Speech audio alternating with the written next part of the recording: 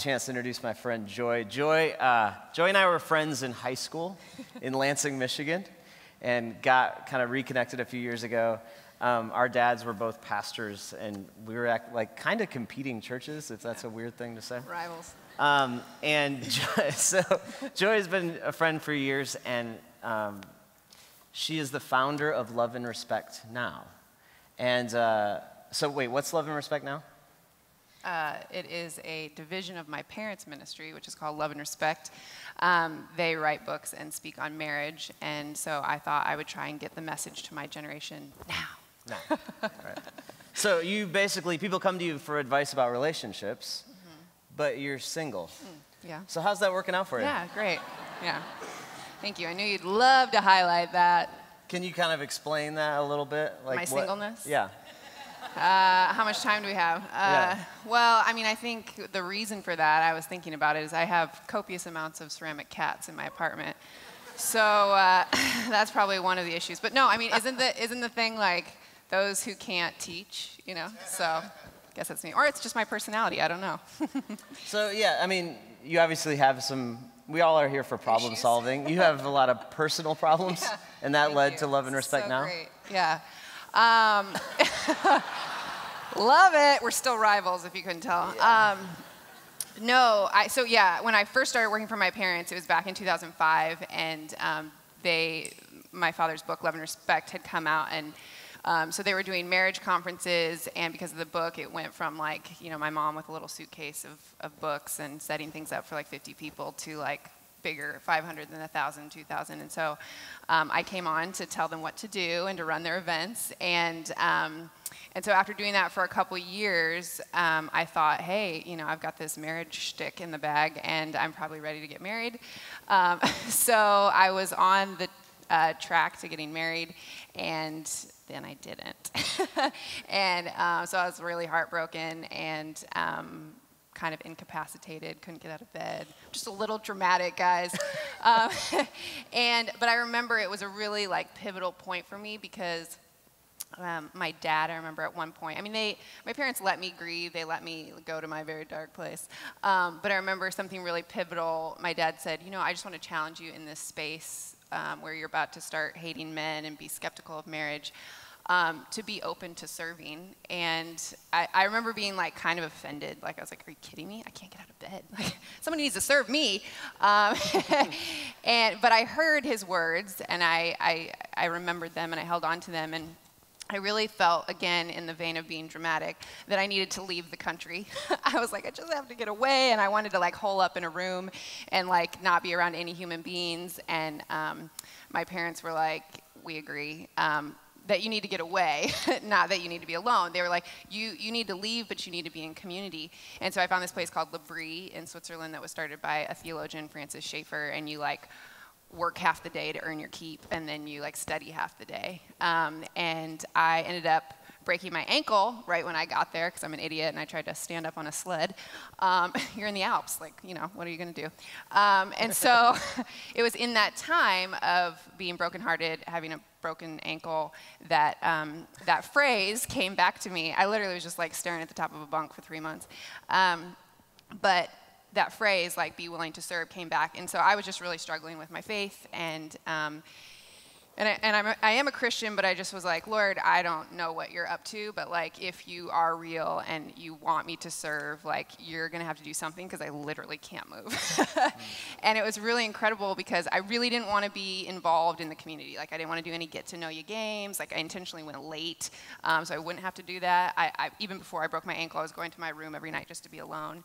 And then because I broke my ankle, people came to check on me to see how I was doing. And when people started to get to know me in one-on-one conversations, they found out what my parents did. And let me tell you, everyone has an opinion about relationships. And so we would get in these conversations, and I realized, like, even in the midst of my brokenness, like, I had wisdom from my parents, not that had worked in my own life, but I was able to have these conversations and pass things on. And it was like the Lord hit me of, like, I will use you, like, regardless of how strong you feel. And so that was kind of the beginning of this journey towards doing Love and Respect Now. Yeah, so that was like 6 years ago, 7 years ago? 7, yeah. And what have you noticed since then? Like, as people have started coming to you And what have you been able to translate to these people? That I'm not the only one with problems. No, so people like come and write questions. I have a website, and they ask me relationship questions. And I knew that that was kind of the structure of how I could help, because I've learned the most through asking questions. And I knew if I didn't have the answer, I could call my dad. And so as I've been doing that for these past years, one of the like main things that I just kept coming back to, because I'm someone who like I get one question, then I have a million other questions, especially if it's like over email, because I'm like, well, I don't really know this person. What if they're lying to me and I really didn't hear the other side of the story? And you know, like, and so I don't want to give these concrete like you should do this answers. And so I found myself like being like, here's some ideas. This is kind of what I sense. This is maybe what Scripture says. And then, but this is really what I feel strongly that you need to do. You need to find someone older and wiser who knows you. And if you're a believer, someone who's also a believer who will pray with you and maybe knows the person that you're in relationship with. And I just kept writing the same thing over and over. And so I continued to challenge my generation, seek older, wiser counsel, and then also live your relationships in the light. Whether you're single or dating or married, I mean, I get so frustrated when I hear like dating people. I'm like, oh, have your friends or family like met this person that you're dating? Like, no. I mean, that's so annoying. I cannot introduce them to my parents. And I'm like, you know what's also annoying is divorce lawyers, you know, like, so, I mean, it can be annoying to let people into our life, and maybe your parents aren't the people for that, but it's like, why would you keep that private? Like, if there's anyone that has any potential, then I question if they do even have potential if you don't want anyone that is close to you to meet them. So live your relationships in the light, and I say that for married people as well. I think, you know, you're on social media, you're showing that your life is so perfect, and then you feel like privately you can't tell people that you're dying inside, you know? And I know couples who I know are not doing well, and then I see what they post on social media, and I'm like, God. And I'm not saying that you should be one of those people that are like, we are having such a tough time on social media, but like, you've got to let a close community of people in on your life. So I started speaking to older people and saying, hey, guess what? My generation needs older, wiser counsel. We need mentors. And the church always talks about discipleship and all this stuff, but nobody's really, you know, doing it. At least my generation saying there's not older people that are reaching out to me. And it was interesting. I even talked with your mother after I spoke once. Yeah, she like came up to me. She's so sweet.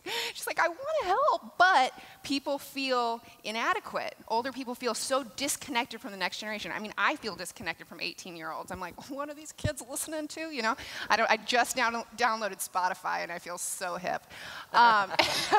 Still don't really know how to work it, but I downloaded it. So I was like, I've got to create a tool.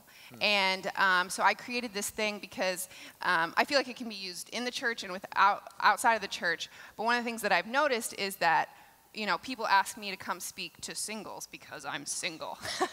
And we've separated the church into these, you know, like new parents or empty nesters or singles groups or whatever.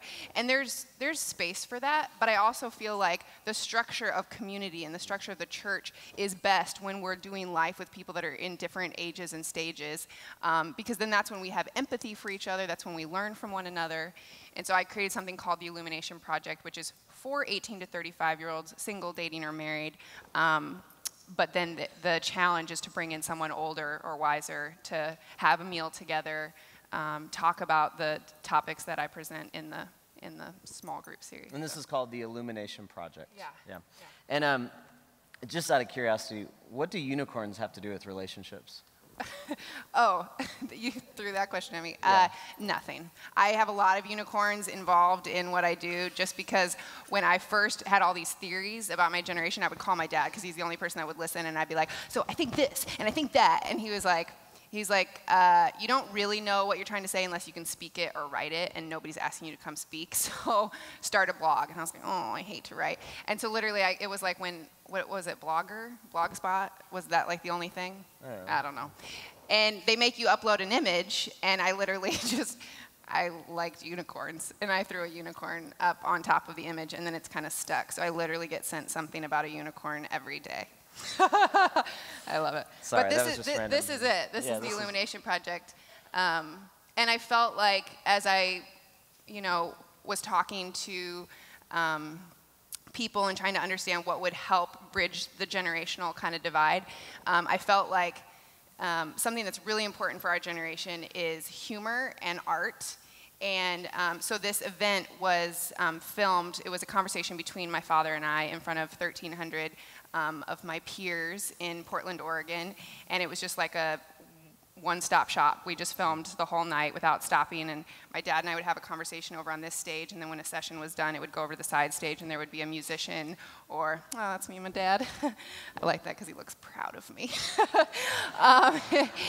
And so we would just go back and forth, and I feel like our generation values art because you can learn through art, you can learn through music. And so I had all of these friends who are writers and artists and musicians share their illumination moments. And so my father shared his kind of story and the brokenness that he came out of and his illumination that brought him to realize that love and respect was the key to so many successful marriages. And then I shared my illumination moment of going through my broken relationship that led me to wanting to serve my generation. And then we go through some of the concepts that I know would be difficult for my generation to understand about the love and respect. Because I struggled with a lot of the things that my dad taught at first because I didn't fully understand it, and I didn't fully trust God's heart that it was good. And so that's the conversation that we had. I think that's the conversation that our generation is looking to have, is honesty. And we don't know how to have good dialogue, good rhetoric, like the art of speaking well and asking questions and being civil. I think sometimes young and old or single or married are so disconnected that we live in a Twitter world. It's these short statements. We're all mad at each other instead of going, hey, can we disagree? Can we be in dialogue? Can we learn from one another? So that was kind of the impetus to doing it like that. And I've never used one of these before. Well, we're going to show you some pictures, but it doesn't matter. It's fine. Okay. There's a picture for you. Yeah. Anyways, I won't So put all that. the reason why, there's two reasons why Joy is sharing today. One is I think as I have had conversation after conversation with the people we serve in this room, one of the biggest challenges is relationships. While you're trying to launch something, while you're trying to sustain something, it's often that you get consumed by the project and lose track of your friends and your family. Mm-hmm. And I know you've heard a lot of these same stories of friends that you have. So I think that's a really, really big part of this. That again, I said this last night, if we change the world, we lose our family, we lose. My wife and I talk about that. And we try to communicate that to the people that we get to mentor. And equally, if you're not married, to have the time to make sure that you don't lose track of the people that you love and these close friends. And I know in the midst of launching any project, there's these lulls that happen. And you and I were talking just a couple months ago, and you were at a very critical point. So the second half of this is really about this other tension that I think a lot of the people in this room feel. Can you share a little bit about that? Yeah, it was funny because when Jeff called me, and Jeff was so influential in helping me make this what it is. I think a lot of us here have been impacted by his wisdom and counsel. I basically just do whatever he tells me to do, and then things turn out well. But he called me because we were going to talk about the Illumination Project. We were going to talk about the book that I had written. And you just caught me in a moment where I was like, I don't know what I'm doing with my life. I feel like I've hit a wall. And so after having a conversation, he was like, oh, let's talk about that. So this is not something that I normally enjoy doing. But I feel like I just get so excited about things. And I really am passionate about my parents' ministry. And I've been working, come next spring, it'll have been 10 years working for them, 7 years doing this. And I get really excited. And so was doing the Illumination Project, and then I got a book contract, and I was writing a book, and then I was about to launch a podcast, and I still work for my parents. We have a very small ministry, and so I do a lot of stuff for them, and they're so great. They believe in me so much, but because of that, they're like, oh, we don't need to get a PR firm. You can do PR, and we don't need to do this. You can do that. And I do. I love it. I get excited, but I was getting to this point where I heard myself saying something like, I don't even have time to date right now. And then someone was like, whoa, and I realized okay, here's this thing. I long to be married, and I'm doing this job trying to help people with their relationships, and meanwhile, I'm letting this one area suffer. And I realized, because of my woundedness, because of what I went through, that is scary to me. And here I am trying to help people, and yet, like, work, I know I can do. Work, I know I can control. Creativity, like, I love coming up with ideas. I love collaborating with people. And so it's just like, go, go, go, go, go, go. And I think that happens with a lot of my married friends, too. Like, they're just going, going, going, and we're not creating the space to date, whether we're single or married, dating our spouse. And I feel like we can make our work our idol. So you're going to take a little break to find a man? Yeah, exactly. Are so there any takers, men in the audience? No. Well, she's here and tomorrow Okay, night's stop. open. Just keep in mind, I have a lot of ceramic cats. She is on Tinder, and if you look up the... Swipe left. Swipe. Okay, so... No, so it's not just about, obviously it's not about that. No. So you're taking a break. But it causes me pause because, I started going, am I not passionate about what I'm doing anymore? And I had some really good conversations with dear friends and my father, too. Like, my father, when I told him that I take improv classes in Portland, and it's like my creative outlet, and I love it. And I was just talking to my dad, and I was like, I don't think I'm going to launch the podcast. And I was like, and I didn't sign up for improv. And he was like, whoa. He goes, I know you're burned out. Like, this is just burnout. Like, if you didn't sign up for improv, we know you've got a problem. And so I was just losing my joy for everything. And so he was just really empathetic and told me, he's like, Joy, I can only... if I have a list of more than 5 to 10 things to do in a day, I shut down. It ruins the creative process. You have to have, like, if you don't create space, you can't create. And so I realized, like, I need to take a pause. I need to take a sabbatical.